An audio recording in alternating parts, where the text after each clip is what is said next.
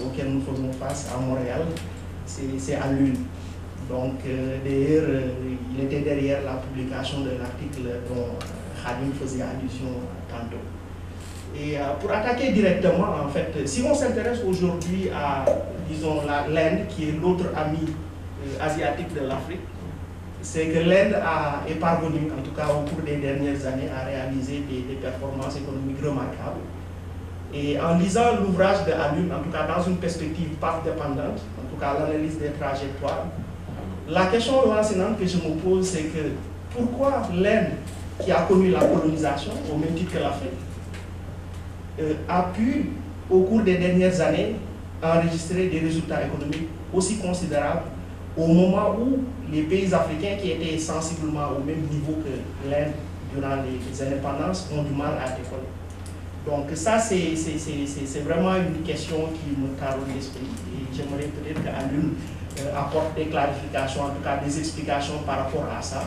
Quelles sont les bases internes que l'Inde a mis en place et qui ont permis d'enregistrer en tout cas ces résultats. J'ai quelques pistes de réponse en tout cas en ce qui me concerne, mais j'aimerais aussi, pour respecter le format proposé par Khadim, faire parler l'autre. Donc juste Khadim, peut-être pour répondre à la première question avant d'en poser d'autres. Merci beaucoup Malou, merci pour ces gentils mots. Je pense que la stimulation elle est mutuelle. Je pense que si je trouve que je stimule intellectuellement, je peux en dire, comment dirais-je, de même pour toi. Et justement, par rapport à ta question, l'élève va essayer de répondre au maître pour lui montrer effectivement que toutes les notions que lui et Ouzain lui ont passées en termes d'histoire économique, tout ça, qu'il a pu au moins en assimiler certains. En fait, ouais, justement, c'est une très intéressante question. Comment aujourd'hui l'Inde qui a subi la colonisation au même titre que l'Afrique a pu construire son émergence alors que l'Afrique est encore l'Afrique immergée. Okay. Alors, ouais, je pense le premier élément, et je l'ai souligné, c'est que vous savez, je pense que c'est une chose qui est très importante. C'est que on a discuté hier justement, dans la construction des nations, je pense qu'il y a une première phase qui ne doit pas être ratée. Et c'est une phase que j'appelle politique. Politique institutionnelle, si vous voulez. En construisant une nation, on doit déterminer dès le début une idée fondatrice, une idée motrice sur laquelle on veut construire le pays. Et je pense que c'est ce que Nehru a réussi. Même si d'aucuns ont été très critiques envers lui, Chassitaro, je le cite dans le livre. Je pense que Nehru a eu ce mérite dès qu'il est arrivé de dire je vais identifier une idée motrice, une idée fondative sur laquelle je vais construire l'Inde. C'est la volonté d'indépendance. La volonté d'indépendance qui a donné lieu sur le plan politique au non-alignement, mais qui a donné aussi sur le plan économique à cette économie mixte. Parce que ce que Nehru a essayé de faire, c'est d'abord de construire un État fort, et un État qui, à travers la dépense publique, essaie d'insuffler, comment dirais-je, du sang nouveau à l'économie. Et certainement, cela lui est venu des cours de Keynes, parce que Nehru était étudiant en sciences, mais malgré tout, il allait en auditeur libre suivre les cours de Keynes. Je pense que ça, c'est un plus là. Si on pouvait avoir un de nos présidents là, aller suivre des cours à Princeton actuellement ou bien ailleurs, ça serait très bien. Mais en tout cas, ça a beaucoup marqué. Donc, de telle sorte que, au début, effectivement, il a voulu construire un État fort, un État qui, en tout cas, détient les moyens de production de l'économie pour pouvoir avoir la plénitude dans la distribution des résultats justement de cette croissance-là. C'était ça le plan. Donc ça, c'est le premier élément. Effectivement, ça n'a pas donné les résultats escomptés, mais au moins, Nehru a créé un tissu, une architecture économique qui, lorsque les réformes se sont faites, a pu permettre justement à l'Inde d'avancer. Ce que vous voyez aujourd'hui, cette élite économique indienne que vous voyez, les Mahendra et Mahendra, les Mittal, les Tata, c'est une élite économique que Nehru lui-même a créée. En tout cas, il a fortement contribué à solidifier cette élite économique-là. De telle sorte que même si la fermeture de l'économie faisait que l'investissement arrivait. Au moment où l'investissement arrivait, il y avait déjà des structures qui étaient là, qui pouvaient être les réceptacles de cet investissement. Donc ça, c'est un élément important. Je pense qu'il nous faut développer dans nos pays des élites économiques qui sont capables, effectivement, lorsque les investissements viennent au départ, d'être les réceptacles de ces investissements-là, au lieu de laisser toute la latitude, justement, à ces investisseurs-là, qui vont venir implanter leur entreprise, faire la production et effectivement rapatrier les données. Ça, c'est le premier aspect. Donc, Mérou qui met en place les mécanismes qui met en place les mécanismes pour pouvoir permettre de faire émerger une élite économique. Ça, c'est le premier élément. Maintenant, le deuxième élément, c'est les réformes. Lorsqu'il a fallu faire des réformes, parce que la machine ne marchait pas, ben, il y a eu le leadership de Manmohan Singh, ministre de l'économie et des finances, qui a mis en place toutes les mesures là que je cite justement dans le livre. Et en réalité, à un moment donné, il le faisait même contre son propre Premier ministre. Parce que les résultats sur le plan social étaient tellement difficiles que le Premier ministre avait tendance un peu à se désolidariser de son ministre des Finances. Donc je pense que lorsqu'il a fallu effectivement, comment dirais-je, lever les barrières qui existaient par exemple au niveau des opérations de change, juste un exemple, parce que le roupie, il y avait donc la roupie, je pense qu'on dit, la monnaie indienne, était très très protégée. Donc comment dirais-je, les opérations de change n'étaient pas permises que dans un certain nombre d'exceptions. Lorsque, et cela, ce que pose comme problème, c'était quoi? C'est que les investisseurs étrangers qui venaient, qui investir, ils ne pouvaient pas rapatrier leurs bénéfices. Ils ne pouvaient pas, en tout cas, ils ne pouvaient pas le faire de manière assez libre, il y avait beaucoup de contraintes. Donc ce que Manmohan Singh a fait, il a dit, il vient avec la FERA, le Foreign Exchange, quelque chose Act, je vous ai oublié le R, en disant, écoutez, ces obstacles que l'on pèse sur la convertibilité de la roupie, je vais lever ces obstacles, et puis cela va permettre justement aux investissements de venir, d'une part. Mais d'autre part aussi, ce qu'il a fait, c'est qu'effectivement, il s'est appuyé, et il faut aussi le noter, sur cette élite économique indienne que je disais, qui a été construite par Nehru. Aujourd'hui, les Mittal de ce monde, que vous voyez parcourir le monde, aller acheter des géants en France et autres, c'est parce que tout simplement, ils le font dans le cadre de ce que j'appelle dans le livre une synergie entre le public et le privé.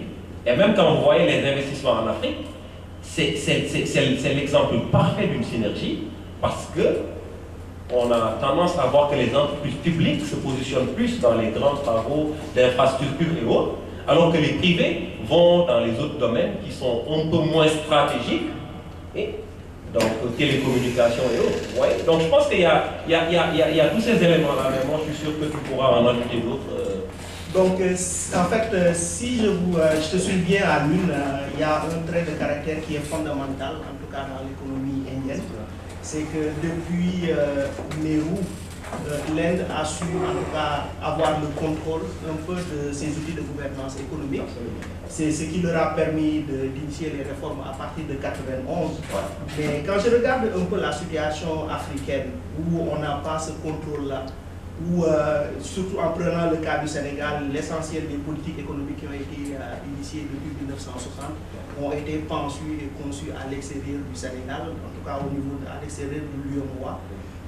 Quels sont les enseignements qu'on peut tirer de l'expérience indienne pour rompre en fait ce joug-là, ce joug idéologique qui prévaut au niveau de l'Afrique? Oh, ouais, je pense que c'est une question qui est continuation de la première. À mon avis, ce qui se passe aujourd'hui avec l'Afrique, c'est que l'Afrique est entrée dans l'économie mondiale par la porte de la colonisation, par la porte de l'esclavage et par la porte du néocolonialisme. Okay? Donc, nous n'avons jamais pu entrer dans cette économie de la manière, par exemple, que les autres pays ont pu le faire. Okay? Si vous voyez bien comment nos économies sont construites, elles sont construites sur le modèle colonial. Et le modèle colonial, c'est quoi? C'est une économie qui est fondée sur une double extraversion. Et ce qui crée cette double extraversion, justement, c'est la nécessité de créer des besoins commerciaux qui seront satisfaits par une élite coloniale qui est venue s'implanter en Afrique. Si je prends juste par exemple le cas du du Sénégal. On entend tous des noms comme Périssac et autres, mais Périssac, quand il est arrivé au Sénégal, il est venu en balichon, il n'avait rien.